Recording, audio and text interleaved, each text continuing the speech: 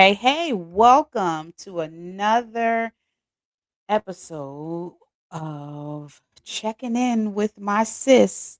So, have you ever prayed for something, worked for something, and then when the opportunity finally came, then what happened was somehow you became the very reason you couldn't receive it?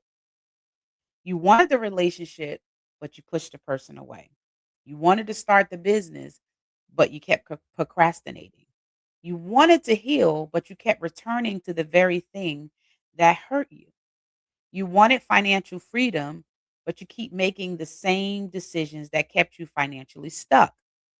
You prayed for the opportunity, but when it came, fear convinced you you weren't ready. And then you asked yourself, why do I keep getting in my own way? Well, today I want to talk about the truth behind self sabotage because self sabotage is not always obvious. Sometimes it doesn't even look like destruction. Sometimes it looks like procrastination. Sometimes it looks like perfectionism. Sometimes it looks like overthinking. Sometimes it looks like constantly starting but never finishing. Sometimes it looks like pushing people away before they ever have the opportunity to even hurt you. Sometimes it looks like talking yourself out of opportunities that you once prayed for. And what I want you to understand, even in the midst of all of this, is that you may not be actually literally trying to destroy your future. Sometimes it's just that you're trying to protect yourself from a future that seems unfamiliar. And that's where the work is going to begin. So today I want to give you three tips and three reasons why you may be self-sabotaging and begin to help you change those patterns, right? So, tip number 1 is recognize the pattern you keep calling this is just who I am, right? The first reason why many women self-sabotage is because they have normalized patterns that are actually keeping them stuck. Maybe you said, I'm just an overthinker. I'm just not disciplined. I always wait until the last minute. I always mess things up. I don't know why, but I push people away. Nothing ever works out for me.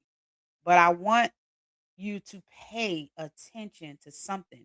It is the language you repeatedly use about yourself that can become the identity you unconsciously live from.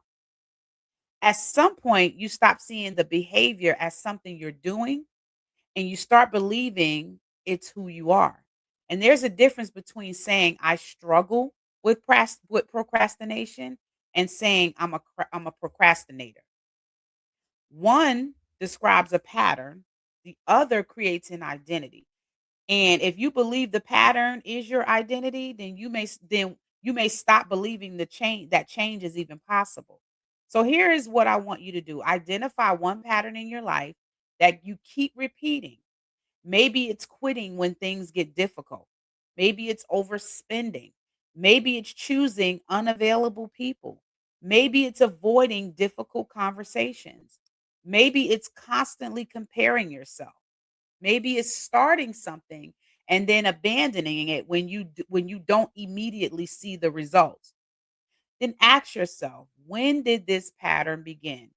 And then ask, what has this pattern been protecting me from? Because sometimes the behavior that frustrates you today began as a survival strategy yesterday. So maybe procrastination protects you from the possibility of failing. Maybe perfectionism protects you from criticism. Maybe isolation, right, protects you from rejection. Maybe controlling everything protects you from disappointment. Maybe pushing people away protects you from abandonment. So the problem is this: what once helped you, right? What once helped you survive may now be sabotaging your ability to build. And until you recognize that pattern, you will continue repeating it over and over again. Tip number 2, stop confusing familiar with safe. This second point that I'm talking about is powerful because sometimes we sabotage good things because peace feels unfamiliar. Let me say that again. Sometimes we sabotage what is healthy because chaos is what we've learned to recognize. And if you spent your years in chaos, and then peace can feel boring. If you spent your years fighting for love, then healthy love can feel unfamiliar. If you spent your years struggling financially, then stability can feel strange. If you spent your years feeling and being overlooked, then being seen can make you feel uncomfortable. If you spent your years believing you weren't enough, an opportunity that requires you to believe in yourself can feel terrifying. So instead of receiving something new, you unconsciously return to what feels familiar. Not because it's good for you, but because you know how to survive in that place. And I believe this is where many women have to become honest with themselves. Just because something is familiar doesn't mean it's safe. I'm going to say that again. Just because something is familiar doesn't mean that it's safe, right? Just because something feels comfortable doesn't mean it's healthy. And just because something is new doesn't make you just because something new makes you feel uncomfortable doesn't mean necessarily that it's wrong. Sometimes growth feels uncomfortable because you're learning how to live without the patterns that once defined you. So before you run back to what you've always done, ask yourself, is this actually wisdom or am I simply returning to what feels familiar? That question will definitely change your life. Tip number 3, you can't build a new life with an old agreement about yourself. Now, this is where we go deeper. Because sometimes the reason you keep self sabotaging your future is because deep down you still have an old agreement about who you are. Maybe somewhere along the way you agreed with the idea that I will always fail, right? People will always leave. Nothing good lasts. I'm not qualified. I'm not disciplined enough. I'm too old. I'm too young. I'm too broken, right? Women like me don't get opportunities like that, right? You may consciously want something different, but unconsciously, your decisions still may be agreeing with the old belief system. You say you want the business, but you don't believe you're capable of running one. You say you want a healthy relationship, but you don't believe you're worthy of being loved well. You say you want to become financially stable, but deep down, you believe money always disappears. You say you want to be visible, but part of you still believes that being seen is dangerous. So here's the question. What are you praying for that your current beliefs are still resisting?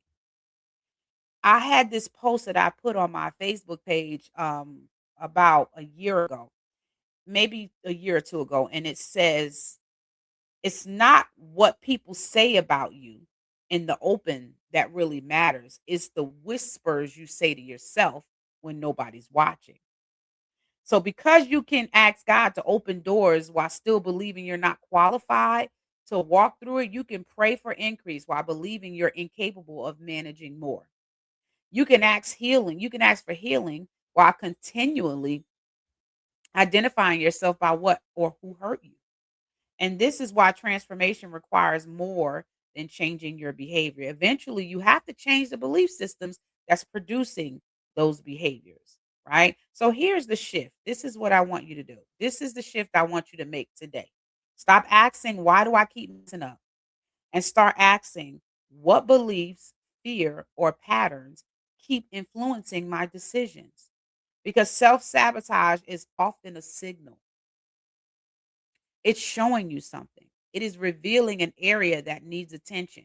And instead of shaming yourself every time you repeat that pattern, become curious and ask yourself, what am I afraid of? Right? What am I trying to protect? What am I expecting to happen? What do I believe about myself? Where did I learn this pattern? And then bring that honestly before God. The Bible says, casting down every imagination and every high thing that exalts itself above the knowledge of God, and bringing into captivity every thought to the obedience of Christ, right? So sometimes when you're having patterns, thought patterns that put you in this mindset, right? You have to cast them down. And sometimes it feels tedious. Sometimes it feels like, oh my God, I've already done that. but you have to be intentional, right? Because you can't transform what you're unwilling to confront. And you can't build a new life while consistently agreeing with the old identity. You don't have to continue becoming the woman who quits, okay? You don't have to continue being the woman who runs from every challenge that comes her way. You don't have to continue being the woman who destroys opportunities because she's afraid of receiving them. You don't have to continue repeating what you know and what you now recognize as negative patterns. Recognition gives you an opportunity to choose differently. And every time you choose differently, you're helping build a new pattern. You may not change overnight, but transformation begins the moment you stop automatically obeying the pattern that you had already previously created. And this is exactly why I believe becoming a woman of wisdom is important, because wisdom helps you pause. Wisdom helps you recognize patterns. It helps you to discern what's happening beneath your behavior. Wisdom helps you to stop making emotional decisions on autopilot. And wisdom helps you to begin building a life intentionally instead of repeatedly acting or even reacting to your life, right? Inside the Becoming a Woman of Proverbs Wisdom Academy, we are not simply interested in giving women more information. We're interested in transformation. We're asking deeper questions like, who am I? What are the beliefs that are shaping my decisions? What patterns are keeping me stuck? What does God's wisdom say about what I should do and how I should live? And who do I need to become for the life that I'm praying for? So here's your assignment after this video. Take out your journal and write down these three questions. Number one, what pattern keeps repeating in my life? What pattern keeps repeating in my life? Number two, what fear or belief may be underneath that pattern that I created? What fear or belief system that's underneath that I've created that's underneath that pattern? Number three, what would choosing differently look like this week? Don't try to change everything at once. Choose one pattern, because becoming aware of it and challenging it is the first step, right? And the next time you'll start to feel yourself repeating it, then you'll start to pause. Once you become aware of it and you start to recognize it, then you'll start to pause, because maybe you're not incapable of change.